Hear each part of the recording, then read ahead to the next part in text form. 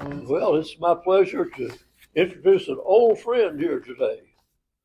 Uh, Peter Raber, our speaker for today, is the president of Aldebaran Financial Insights, a well-established company here in town. His father began, and he has taken over, which deals with independent investment advisory information for people who are looking for help in that direction. Peter is a native of Kingsport, like many of us here. Looking around the room here, perhaps half of the members are people who were not here when Peter was an active member, and as a matter of fact, was the president of this club about 12 or 13 years ago. So it's good to see success still around and still looking youthful, and a key part of the local community here. Uh, Peter graduated from Emory Henry College, or I think it was university by the time you got there, with a BS degree in economics, and was president, was captain of the baseball team his senior year, and has continued to have baseball in his blood since then for several other reasons. But he apparently was the first person that came along at Emory Henry that could pitch left-handed and also catch left-handed. I'm told that was not in the same game, but it was, apparently he was very flexible.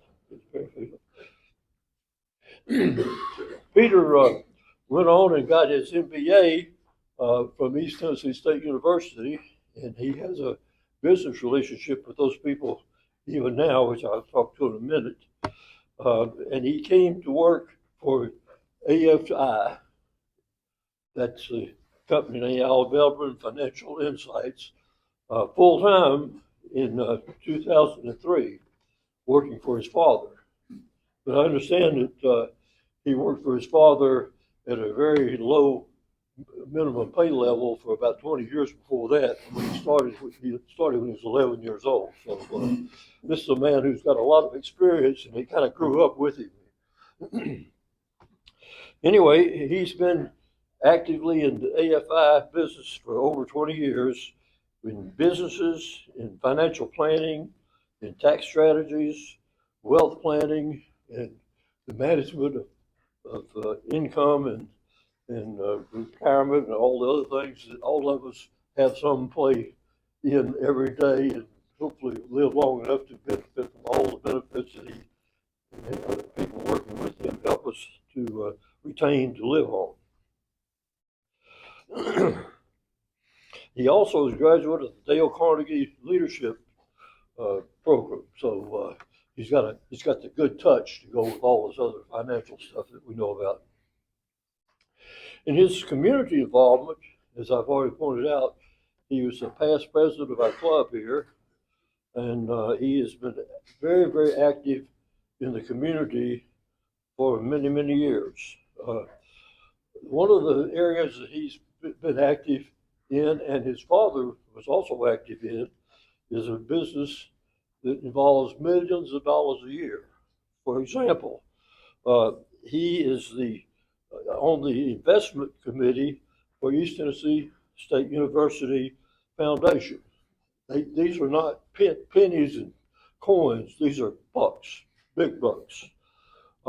He's worked in the treasury area for Mountain Empire Community College, a small organization in Southwest Virginia, but one apparently who has been favored by a great deal of alumni involvement and collection of money to push the process forward.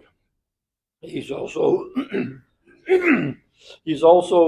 on the investment committee for Northeast State University, community college it is. Also, the Boy Scouts of America. You know, I don't think about the Boy Scouts of America being wealthy, but there's a lot of money that flows in a successful organization like the Boy Scouts of America. He also has coached and refereed in various youth leagues in the area, particularly with baseball and but to a lesser extent, basketball. He's the past president and treasurer of Meals on Wheels, a very successful outreach program here in our community, and has been active in many other activities. Uh, Going back to baseball for just a minute, uh, I was going to sing this, but I won't do it anymore. But Peter has three sons, all of whom are involved in baseball, and Peter is involved in baseball himself. And it made remind me of the song. And in fact, I almost was forced to sing this song here. But there's a song that we all know about that says something along the lines that if you have 9 sons in a row, baseball firms make money, you know. So here's another avenue for AFI that apparently is in the teaching and learning stage at this point. He and his firm have just moved into a new office building in Colonial Heights, and are getting well situated. He was just talking a minute ago about everybody's got a chair where they can sit down now. That's a step forward to get to a point where they can operate well. So with that kind of background, Peter's here to discuss the U.S. financial situation as influenced by record national debt and continuing inflation. So please help me welcome Peter Raber. Thank you, Ken. That was too kind, and it's a tremendous pleasure to be back here today, seeing so many familiar faces, seeing some new faces, and a lot of you all know my story. And for those of you who don't, I learned at the feet of the best, and yeah, Dad didn't waste a whole lot of time. He said you got to get to work.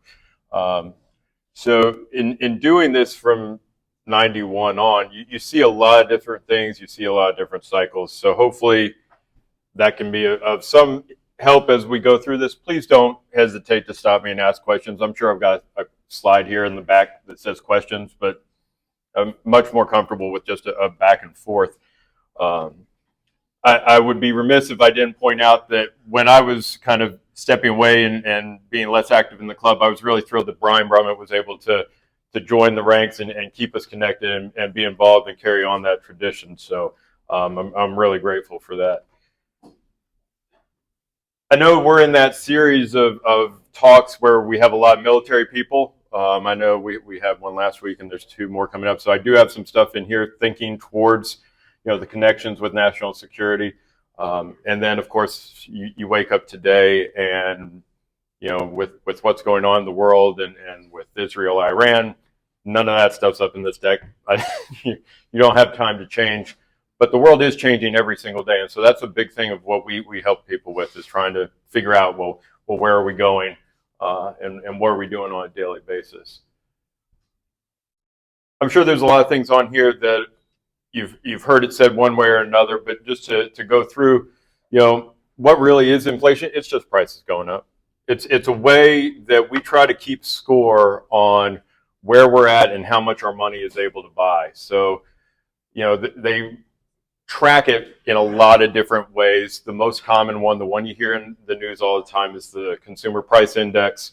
But really it is just, it's caused by a lot of different things. And I think that's my biggest gripe with the news, with media, with headlines, is we try to make these things zero-sum games. There's one reason for everything, and it's very rarely that. So, it could be demand, it can be just generally raising prices out of companies, it can be government policies. There's a lot of things that play into inflation, and kind of the biggest thing that we try to do is work with people to say, well, what does that really mean? I always find it helpful to look at where we've been in the past. So this goes back to 2013 through today. That blue line is your average inflation rate, give or take 3.16%, right? That's why every economic model, when you hear them talk about it, is, well, if we're averaging 3% inflation, that's kind of what we're looking at. But that's a pretty wild ride to get to 3%.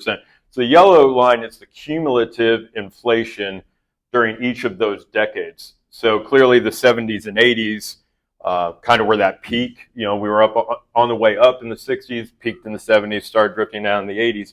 And I think this drop from starting in the 70s all the way into the 2010s are what have really played into why the most recent bout of inflation has felt so bad.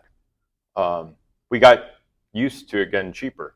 And that's one of those things that the definition of inflation, when we talk about inflation coming down, it doesn't mean prices are coming down. It just means they're not going up as fast. And I think when we talk about it and we hear headlines and we hear, politicians or news people talk about inflation coming down, the impression would be, oh, my prices should be coming down. It's going to be cheaper at the grocery store. It's just not. That's not. We haven't seen that, with the exception of if you go back in the 20s and 30s, is when we actually saw deflation. And we don't want to go back to the 20s and 30s, the Great Depression. So we do want some level of inflation. We just want GDP to grow more so that we're making more as the economy is continuing to grow. This recent spike in inflation, really, if you look at like 21 through 24, it hurt so much, one, because we got used to cheap money. We got used to prices not going up. We were having inflation that was in the 1% range. And if your wages are going up 4% and your prices are only going up 1%, things feel all right. The problem, though, is we got used to it. And so coming out of the Great Recession, there was a spike in savings, and people were holding on to money. They weren't spending. We had low inflation. There was that feeling of, is it another shoe ready to drop, with how scary that was. And it led to a massive amount of change in behaviors. And as we've worked our way out of that, and then once we ran into a few other things that started spiking inflation, it exacerbated. So we had just the feeling of, okay, the further you move away from something, the less vigilant you get, so people start spending. Then you have the stimulus payments that come in from COVID, which the math on that, the money that came out of the economy because of job losses, the money that got pumped into the economy by the government, there's a lot of things that go into it. But I think for me, this is the biggest thing. It used to be that our luxuries were expensive and our daily lives were cheap. And it's flipped. So now our daily lives are significantly more expensive and our luxuries are cheap. So you think about your iPhones, your flat screen TVs, all the electronics that now are a fraction of the price that they were. Our ability to travel, in an airline or anything else, those things have gotten significantly cheaper than they were as a percentage. But our rents are going up, our housing prices in general are going up, our groceries are going up, all those day-to-day things that we have to spend on. We don't have the, if you don't want to spend on a luxury, it's your choice. If you have to not, spend on your day-to-day things, then we're working into something that just hurts a lot more. And the wages are kind of the one that, for a lot of people, have hit the hardest, because we traditionally have 3 to 4% growth in wages. Sometimes you get up to 5, sometimes you're a little bit lower. And like I said, if we're lower inflation than our wage growth, it just doesn't feel. So you have this people feeling poor even if their income hasn't changed kind of phenomenon that we're going off of. And that's why I think when we get these spikes in inflation, so we had like 5, 7, 9 type percent inflations off the back of one, it just hit differently this time. And I don't think that we were ready for it. And there was a significant number of people coming into the economy who, for the first time in their working lives, were experiencing it. And so, if you entered the workforce in the 80s, you had seen nothing but declining inflation rates. And all of a sudden, we're flipping that. So it wasn't something that we were necessarily ready for. You couple that with all the other things that you hear in the news, student loan debt going up, all the things that are making things expensive. And it kind of got to the point where we were like, how bad is this? So inflation, for me, we can control it. The one thing, kind of before I talk about tariffs, I would say is, when we talk about tariffs, a lot of times we're talking to investors like, what should I do with my money? If I had told you in 2020 the inflation that we were about to see, I would imagine a large number of people would say, well, let's buy TIPS, which is Treasury Inflation Protected Securities. That traditional, thought process of buying inflation protected bond instruments wouldn't have been the right move. That 5-year number is only at like 1.5%, even though we've had the worst inflation that we've seen recently, right? Inflation, typically the best thing for it until you get to hyperinflation is the stock market, because it's outperforming, the rate of inflation. So if you've got the stock market earning 6, 8, 10%, depending upon whether you reinvest dividends or not, that's outpacing that inflation until you get to the point where hyperinflation sets in. And then you do start to see things, and you have to have extended hyperinflation to see things like gold and precious metals really accelerate for an extended period of time. But anything that's fixed income driven, if you're earning 3 or 4% in a CD and you're inflating at 5% or 7%, you're losing money in terms of buying power. So that's a big part of, well, how do you deal with inflation? There's the cash flow issue in your own, how do I deal with it at home? How do I deal with my budget? But from an investing side, it really normally feels, and there's a big disconnect in this, is that I should be more exposed to the stock market. So we've got inflation. That's got to be bad. Yeah, but the stock market's about the only way to go around it, and other higher returning investments. So whether that's in real estate that you know how to do appropriately, that you're in those higher percentages. But that's kind of, the thought process on how do you deal with it from an investor standpoint. I wanted to talk tariffs just real briefly. I try to always keep my comments politically neutral, because I realize there's all sorts of opinions on this. In general, are tariffs inflationary? Yes, on the short term. There's about 0 ways to get around that. So if we raise the price of goods, unless the supplier takes on that entire cost, there's some level of inflation there. We don't really know how much. And I think that's one of those things, kind of like I said, going back to the general nature of news media, is they make it sound like it's exactly one thing or another. We don't know, because one, we don't know how long tariffs are going to last. We don't know how much each individual company has inventory to offset the amount of tariffs. We saw GDP go negative in the first quarter, and it was completely because a lot of major companies brought in a lot of inventory right before the tariffs hit, which for them made a lot of sense. And so they're working through some of that inventory. Now, if you're a small company or a mid-sized company, you may not have the ability to do that. So that's, for me, kind of the big concern, is how much damage is being done to small and mid-sized, that growth engine of America, and whether or not they're going to be able to hang with it. I was talking to one group, it wasn't too long ago, and they were referencing the fact that, like all these little rubber ducks that you see on Jeeps all over the place now, and the person who was importing them, their cost went from 30 cents a duck to 50 cents a duck overnight. Well, if you're Walmart and you're bringing in millions of ducks and, you can hold over inventory, that's one thing. But if you've got a 10,000 duck order and that's what you were trying to work off of, it's a completely different problem. And so we don't know what's going to be the long-term effect. We also don't know the long-term nature of these tariffs, in that what we've really seen in the stock market is every time we've seen a deal made, whether it's the UK deal, whether it's the China deal, whether it's Canada, Mexico, or a pause or whatever it is, stock market rallies, right? We may be at a completely different tariff level than what we think we are. And I always kind of have looked at it like this. To me, it very much feels like, my wife showing me a couch that's $4,000, and then coming back a little while later and showing me a $2,000 couch to replace the couch that I don't need to replace. But that $2,000 couch looks a lot better than the $4,000 couch, right? So we're going to settle somewhere, and it will be higher than where we started going into this, thing. But we just don't know where, and we don't know for how long. We don't know if Congress is going to do something that completely reverses these. So that's where the stock market has felt a little schizophrenic this year, is because if anything the stock market hates, it's uncertainty.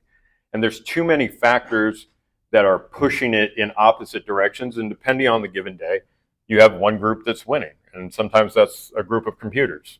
So that's kind of been the biggest thing with these tariffs is as we move through them, we'll see. And that's where then we get into the long term. We'll know what the end effect is. But even if you look at, projections from both sides, they put so many caveats in these things that you can't really play. You don't know, how much manufacturing is going to come back.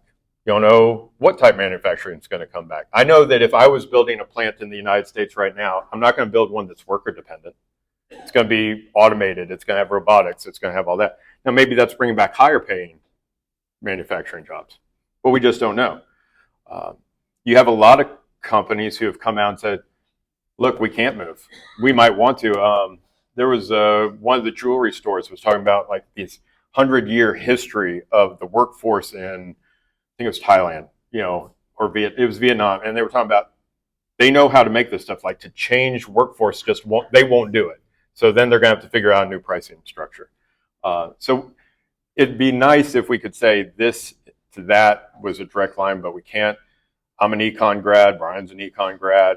We love our phrase, holding all other things constant. Nothing's ever constant, right? It's just an easy way to say, well, in general, if we hold enough of these things constant, we're going to move. So that's kind of the thought on inflation is it has slowed. We're at 2.4 right now. And I think, the Federal Reserve with their mandate, I don't see them doing anything on inflation, maybe until there's a new Fed chair next spring. Clearly, Chairman Powell isn't going to move unless he sees data that is driving that. So Chairman Powell has been very clear that his two mandates are full employment, and we've got, still adding jobs, and controlling inflation. Don't think that he has a big care about controlling the cost of the national debt. Or if he does, it's a very distant third. And so as much as maybe President Trump would want him to do that just for that reason, I don't see Chairman Powell moving on that. So speaking of the national debt, how bad is it? It's bad. Maybe not as bad as we feel like it is, but it's bad. $36 trillion and counting. And there's a slide coming up from the U.S. Debt Clock. You can go on usdebtclock.org or .com, and it will tell you second by second how much this stuff's growing. It's scary. I've got a picture on here, so at least it's static and it's not constantly going up. But who owns it? 55 is U.S. investors and U.S. holders of various capacities. 25%, and this is the big worry, is held by foreign governments and investors. The Federal Reserve has 13. Interdepartmental is 7, so that's where Social Security loans to Department of Veterans Affairs or whoever they loan it to out of their budget to make things work on every given year. So it's not quite as clear cut as we have 36 trillion that has to be paid to one source. There's a lot of interdependencies that go along with this. I wanted to talk a little bit about the foreign investors. So the big three are Japan has a little over $1 trillion, China has a little under $1 trillion, then you got the UK, and I think they're at 700 billion, somewhere in there. Those three own 30% of our debt. And the worry always is that, well, what if China decides to sell all their debt? What does that do to us? It would hurt.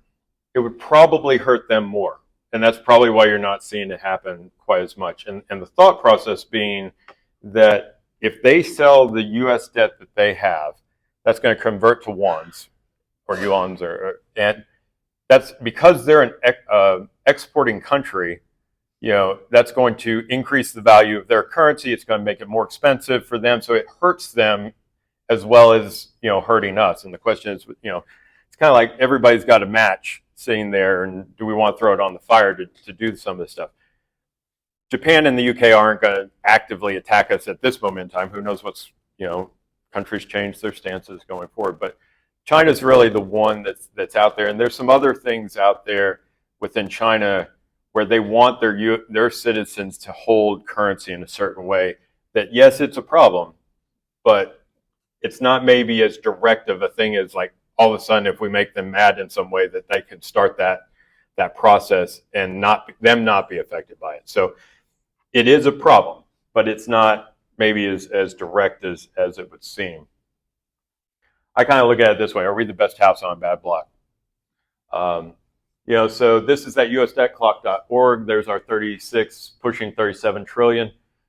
Public debt to GDP, about 100 on that clock. If you look at other metrics, we're about 120 to GDP. You normally see countries really start to get in trouble when that crosses 150. Now, clearly, you've got some other countries in here that are way higher. Japan's at 290. You've got some of, Italy's at 160. But normally, when you get to 150, that's when the cracks start to appear for a normal country. We're not a normal country. We also are the reserve currency of the United States. And that's going to buy us some protection. For how long, we don't exactly know. But it does buy us some protection. Most of the projections have us that if we kept on this trend, we would hit that 150 number somewhere between 2040 and 2050, give or take. Now, that can be dramatically changed by who puts those estimates together, what we think the government will do, which tax packages will go through, how much GDP will grow. But that's the thought process, is somewhere in that range. If we haven't figured this thing out, we start to get into trouble. And that seems wrong, just intuitively, that we all have to balance our books, right? Why doesn't the government have to balance their books? It's one of those things. We live in a world where there's so much debt out there and there's so much interconnectivity, and by being the reserve currency, the only thing that stops us as the United States from having unlimited debt is the fact that the world trusts us. So it's a confidence game at that point. So as long as the world has confidence in the United States to be able to pay this back, there's not, I guess, a underlying reason why you can't have that debt. Now, there's philosophical, there's moral, there's all the things. There's the things that, in the next couple slides that I'm going to talk about, that as the debt grows, it makes things harder. But there's nothing stopping us. There's no person out there saying, hey, you can only go to this, other than ourselves. If that same website will show you this, our debt per citizen is $108,000, call it. Per taxpayer is $323,000 if you just take it across. So I mean, it's those numbers are significant, and they're not getting smaller. And this is kind of where it comes from. Our total outlays. This is the 24 budget, and this is off the CBO, so take it for what it's worth, right? $6.8 trillion. Social Security, Medicare, Medicaid, income security problem, and other being on that mandatory spending. You got non-defense and defense spending and discretionary. That beige area, the $881 billion in interest, that's the problem. We're starting to get to the point where it's crowding out these other expenditures. And as we do that, something's got to give, right? Do we have the money to invest in infrastructure, in research and development, in departments, whether it's energy, education, whatever department you want to put the money in? We're crowding that money out, and eventually you start crowding out defense as well. And so from a national security standpoint, especially as threats are not decreasing in the world, we're seeing increased amounts of threats and need out of the military, and we're potentially going to be crowding that out just because we have to pay on our debt. Because once we stop paying on our debt, that's where that confidence game comes into place. We look at our income. This is, that gap. So we were at 6.1, let's go back. Yeah, 6.8 trillion in outlays in 24, 4.9 in income. Making it worse by $2 trillion each year, right? And that's just getting worse and worse. So I'm not saying the taxes should go up. That's not where this is coming from. But we either have to get more, it's an equation, right? You either have to have more revenue or less spending to make the problem not be as bad. So most of it comes through individual taxes. You can see where corporate taxes, payroll taxes come in.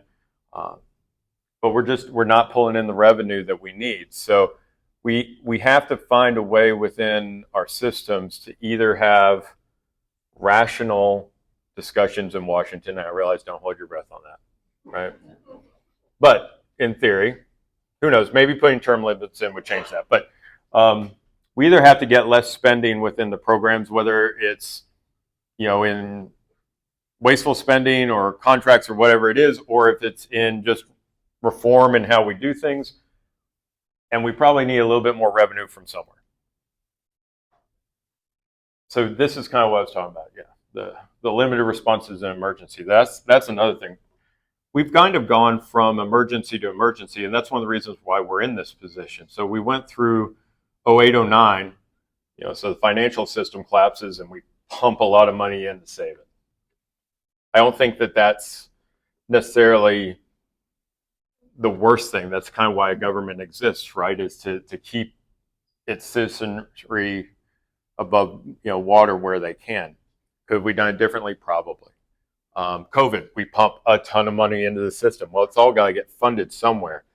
And so the question is, for that next emergency, whether it's pandemic, whether it's war, whether it's whatever it is where the government needs to be the backstop, will we have the ability to do it? And each time we add one of these things, it makes it harder and harder. So our ability to respond to emergencies is what keeps me kind of up at night. I've got 3 boys, as Ken was saying, 16-year-old who's driving, so be careful if you see a Subaru with a lightsaber on the back of it.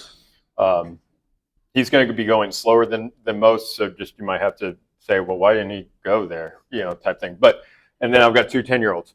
And by the time they hit retirement age, we're past that 2050 number, so that keeps me up. It's like, what's going to be happening long term? Next 20 years, probably, other than it being, we need to do something now, because the earlier you fix the problem, the better, but probably not as much impact daily lives. But if something were to happen where we needed the government to step in, are they going to be able to?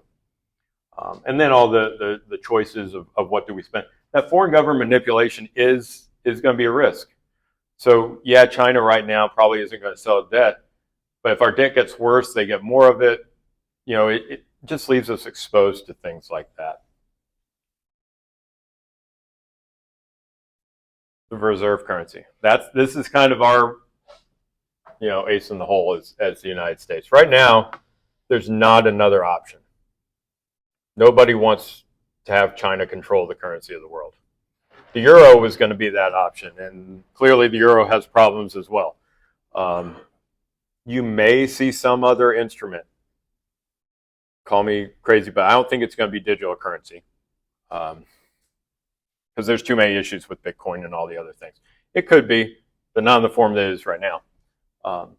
But at some point, if our problems exacerbate and we lose reserve currency status, I think the problem is going to be it's an accelerant at that point. So while it's holding it back right now, if that goes away, it goes away quick. And that's going to be, for me, what I watch kind of consistently. So as long as we've got global trust, it's a scary issue. It's not a tomorrow issue or a today issue. Is it a 3-year issue, 5-year issue, 20-year issue? We don't know yet. But it's not getting smaller. And that's, I think, the worry for me. It also underpins diplomacy. And there's clearly people in this room who know this a lot better than I do. But our ability to put sanctions in on other countries is dependent upon the fact that they need our dollars. If they don't need our dollars, they don't have the ability, what sanctions can you put to restrict? And so there's all these ancillary issues other than the fact that we just owe a lot of money to a lot of people. And that's going to be a big one to play out. So what's the potential solutions? Growth, right?